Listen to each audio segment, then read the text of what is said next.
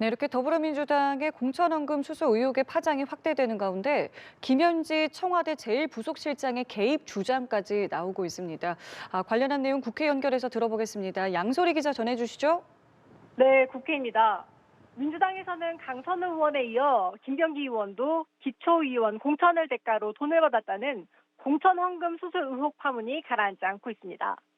이수진 전 민주당 의원은 2020년 총선을 앞두고 김병기 의원이 공천 헌금을 수수했다는 의혹이 담긴 탄원서를 2023년 말 이재명 당대표실에 있던 김현지 보좌관에게 전달했다고 밝혔는데요.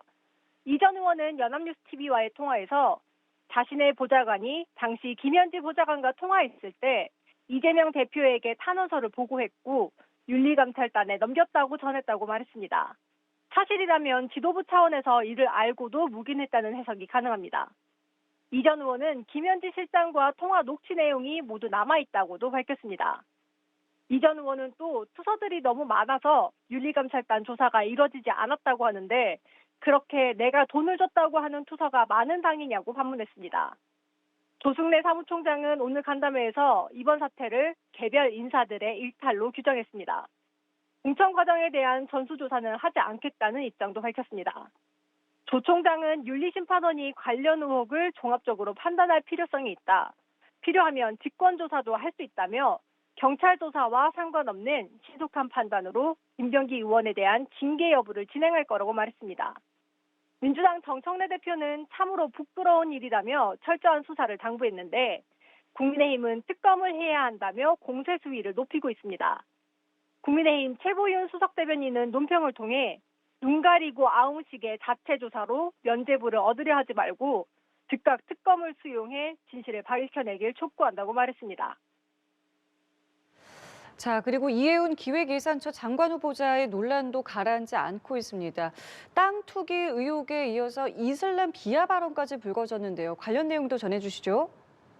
네, 이해운 기획예산처 장관 후보자의 배우자가 인천국제공항 개항 1년 전 영종도 일대의 땅을 산 뒤 6년 후 막대한 차익을 남겨 한국토지공사에 팔았다는 의혹이 불거졌습니다. 여기에 더해 이 후보자가 새누리당 국회의원 시절 이슬람 교도는 알라의 명령을 행하기 위해 살인과 테러, 폭력을 행하는 사람들이라고 발언한 것도 문제가 되고 있습니다. 국민의힘은 논평을 통해 인사를 최종 결정한 이 대통령은 국민 앞에 공식적으로 사과하고 지명 철회를 포함한 책임 있는 조치를 취해야 한다고 공세를 이어갔는데 민주당 조승래 사무총장은 이 후보자가 국민의힘에서 5번이나 공천을 받은 걸 놓고 대통령실 검증 기능을 비판할 거라면 국민의힘이 그동안 한 검증에 대해 먼저 사과해야 하는 거 아니냐며 되받았습니다. 자, 그리고 이재명 대통령의 국빈 방중과 관련해서 여야는 어떻게 보고 있습니까?